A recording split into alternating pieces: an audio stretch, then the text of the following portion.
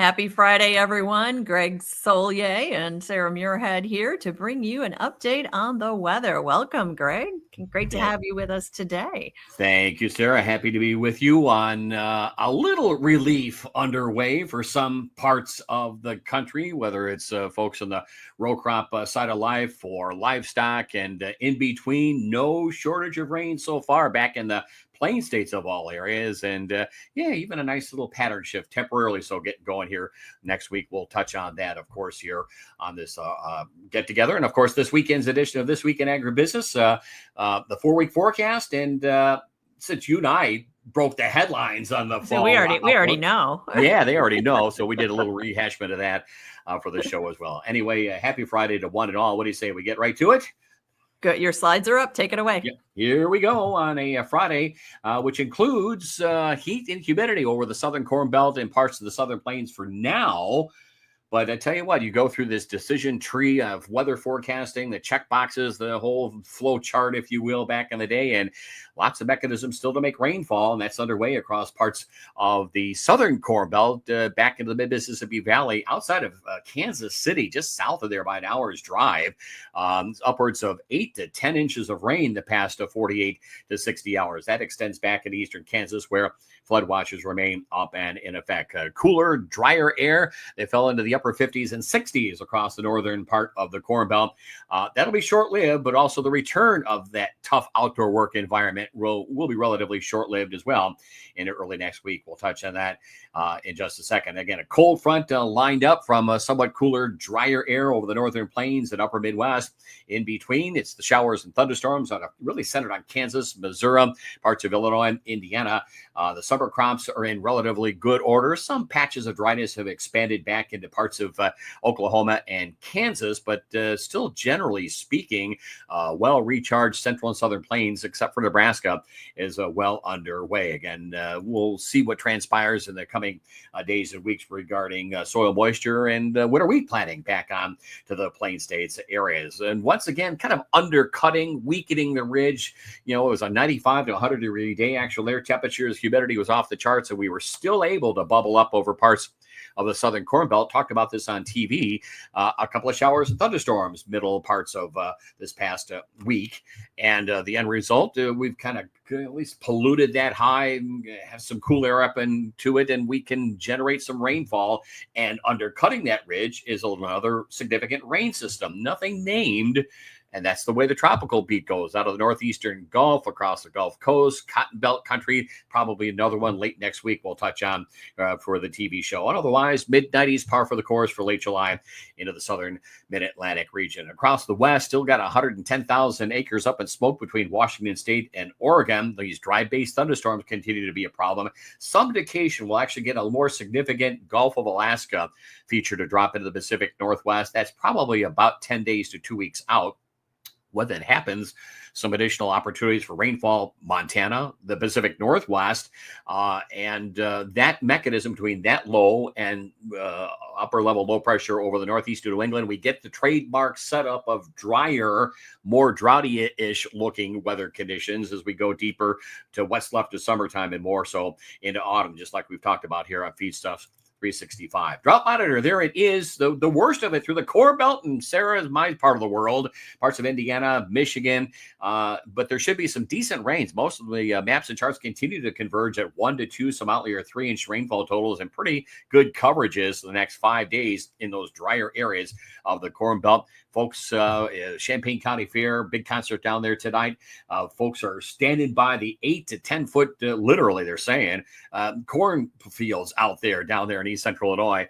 Even with the drier weather down there and drier soils, things are looking pretty good. Subsoil moisture in good shape. There's a little more zeroing in of the dryness-related issues over Indiana, Illinois, and Michigan, largely in the Kankakee River, parts of Champaign County, areas north of about Carmel, Indiana, to south of the toll road, and parts of Michigan as well. But haven't heard any horrific stories about loss of yield potential and soybeans as well, on the soybean side of things in those drier areas. So at least the rains, when they do come through, while they've been kind of few and far between, they have been very much timely. Friday afternoon, that boundary, that line zigzagging from the Oklahoma Panhandle into the southern Great Lakes region, you'll get disturbances, daytime heating, outflow boundaries, converging wind fields, Gulf moisture, corn sweat moisture, and stuff in off the southwestern states. And so everything check with one way or another will make rain.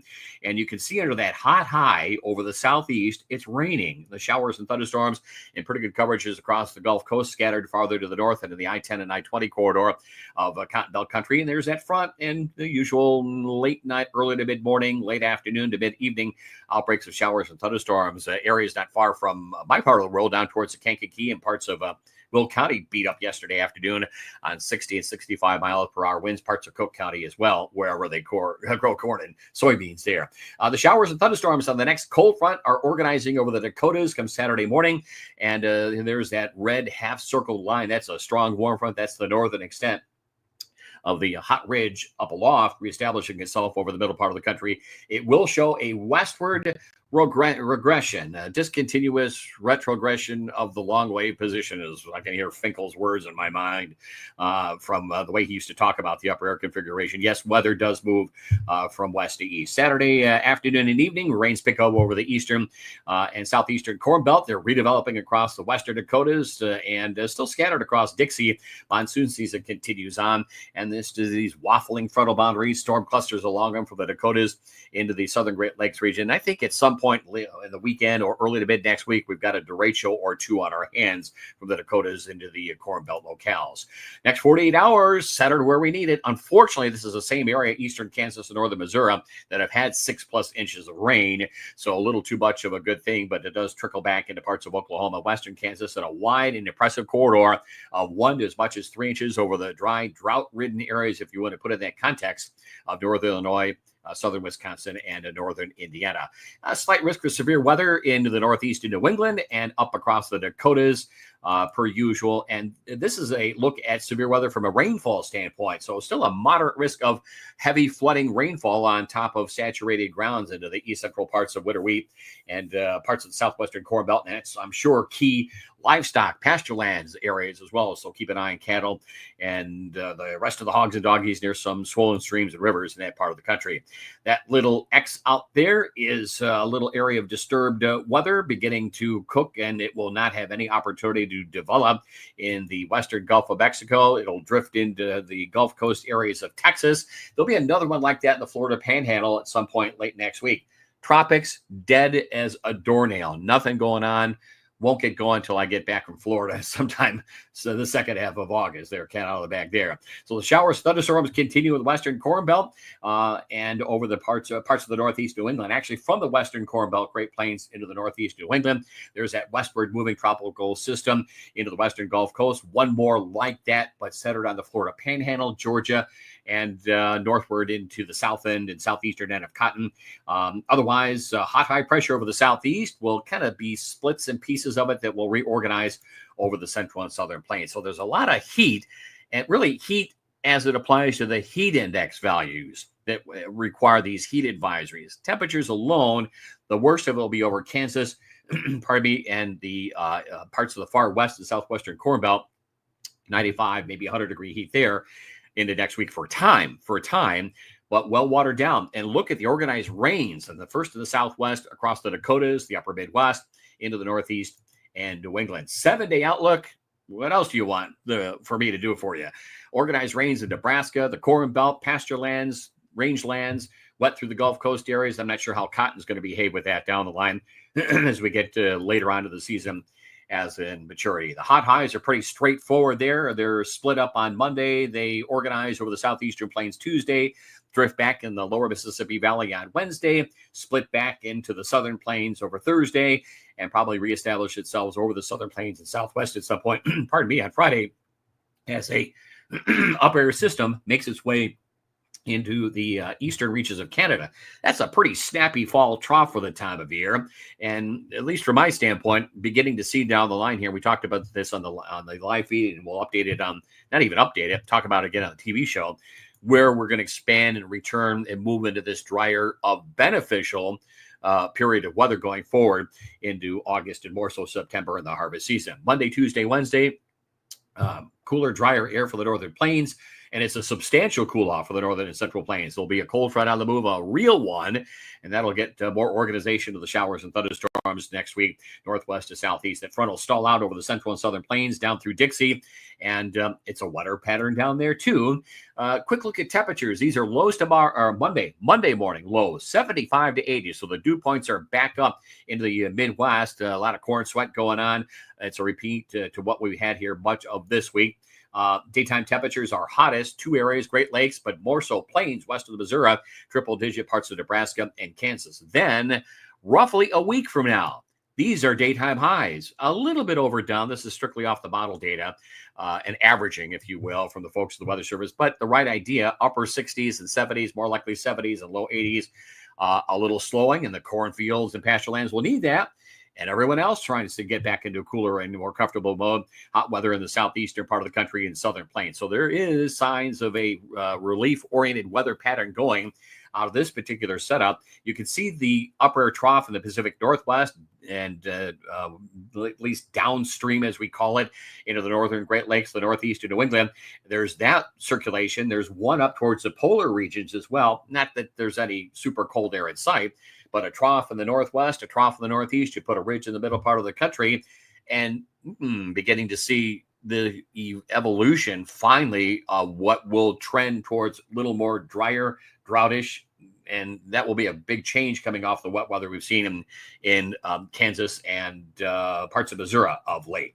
6 to 10 day, a little bit overdone, a little bit too exuberant, both on heat over the Gulf Coast and the cool air to the north and northeast, but the general right idea from the folks at the Weather Service, just for our giggles here to talk about. And then wetter weather above average, and it's usually a drier time of the year in the Pacific Northwest, northern and central Rockies. That is organized weather. So some drought relief, and not just lightning as well. I think this will be, with time, some opportunity to get some meaningful moisture into the northern and central Rockies, the plains as well of the Dakotas and Nebraska, and points on southward from there. Brief trend towards drier weather into the Great Lakes region. And that's pretty much the story. Our next live stream is August 20th at 1 o'clock. That was fun, Sarah. And we'll get together in a month from now for the whole long-winded affair where we'll update the fall outlook. We'll try to maybe put a couple of charts together or some bullet points on what to think for the wintertime season. But I think things may work out from a beneficial harvest standpoint that get into the moisture that we need and then just kind of wind into a typical late autumn, early winter setup. That's what I'm thinking around here. I know no reason to change on a July 25th, but that's the story that we're going to be peddling going forward here in the days and weeks to come. Very good. Yeah. If you missed our live stream on Wednesday of this week, you can go to feedstuffs.com, Feedstuffs365, and go back and watch that in on demand. It's a longer term forecast. Greg gets into what's going on the rest of the summer into fall. And like we talk about, what's that going to mean all for winter? So go back and check that out. Also tune in next week, Tuesday, Friday, for our shorter updates here. And This Week in Agribusiness, of course, every weekend on RFD TV and a number of other affiliated stations around the country. So radio everywhere. You can't shake me on radio. Forget the radio. Like a bad cold or the in-laws. You can't get rid of me. Very good. Well, thank you for the update. We appreciate all of you joining us as well.